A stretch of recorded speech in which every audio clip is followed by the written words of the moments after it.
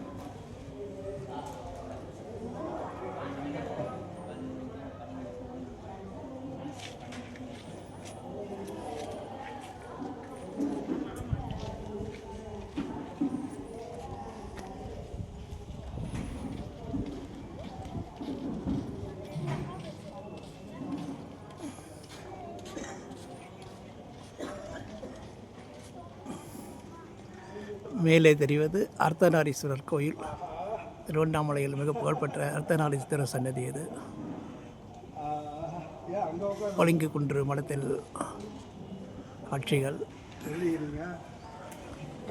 இது ஒரு தனி கட்டிடம். மொத்தம் 3 கட்டிடம் உண்டு திருவண்ணாமலை. இதன் உச்சியில் தான் தீபம் ஏற்றுவார்கள். ஒரு அற்புதமான வியூ பாயிண்ட் இது. இது ஒரு கட்டிடம். அங்கே ஒரு கட்டிடம் உண்டு.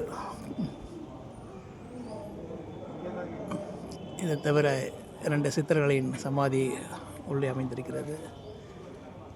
வெளியே அண்ணாமலையார் துணை, வெளியே நீல கலர் ஷெட் இருப்பது கோசாலா.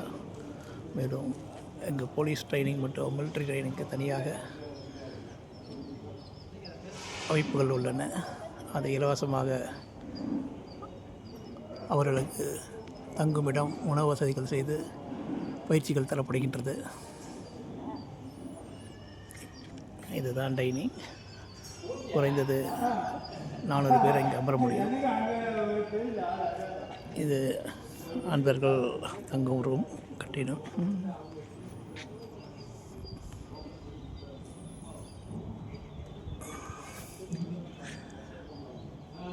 இது தவிர உள்ளே ஏசி ரூம் எல்லாம் உண்டு.